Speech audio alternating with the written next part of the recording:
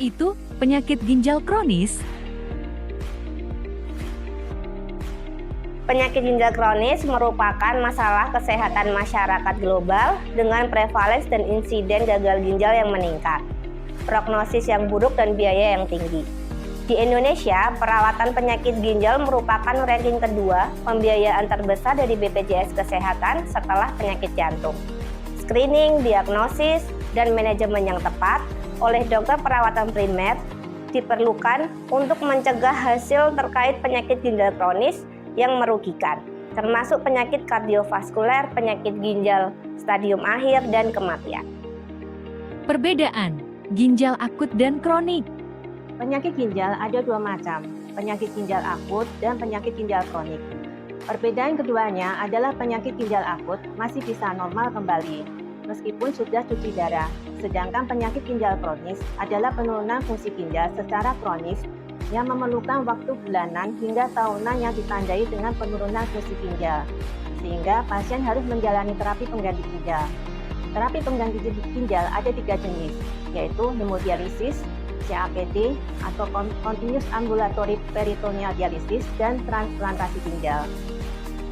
Apa itu hemodialisis?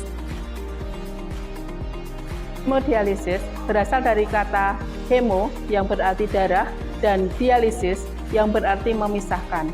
Hemodialisis atau cuci darah merupakan proses pembersihan darah dari zat hasil metabolisme tubuh untuk menggantikan fungsi ginjal.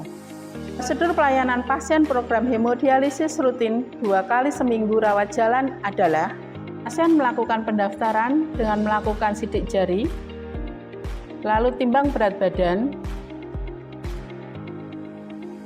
lalu pasien cuci tangan,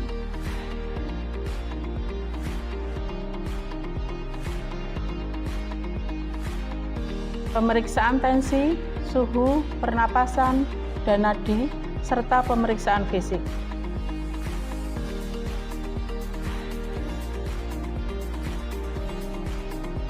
Pemasangan alat hemodialisis dilakukan.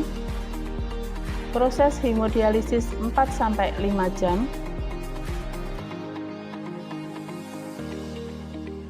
Persiapan pulang dengan pemberian info tentang aturan minum obat, jadwal kontrol, dan cara perawatan diri di rumah.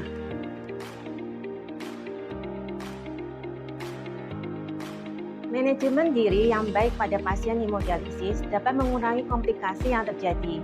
Kebutuhan cairan masuk sama yang kebutuhan cairan keluar. Misalnya, produksi urin 24 jam 200 ml tambah 500 ml. Jadi, cairan yang masuk ke tubuh sebanyak 700 ml dan tidak berlebihan. Untuk asupan nutrisi yang sebaiknya dikonsumsi terdiri dari sumber energi, nasi, roti, sagu, jagung, bihun. Sumber protein dari ayam, telur, ikan, sumber vitamin dan mineral dari buah dan sayur. Apa yang sebaiknya dihindari? Makanan tinggi natrium, garam, makanan kaleng, camilan, makanan tinggi kalium, misalnya kelapa, pisang, alpukat, dan durian. Penyakit ginjal bisa dicegah dan ditanggulangi, dan kemungkinan untuk mendapatkan terapi yang efektif akan lebih besar jika diketahui lebih awal. Apabila Bapak Ibu ada keluhan dan pertanyaan, konsultasikan pada dokter dan perawat Anda di Rumah Sakit Panti Wilasa Dr. Cipto, Semarang. Sahabat dialisis, sehati untuk melayani.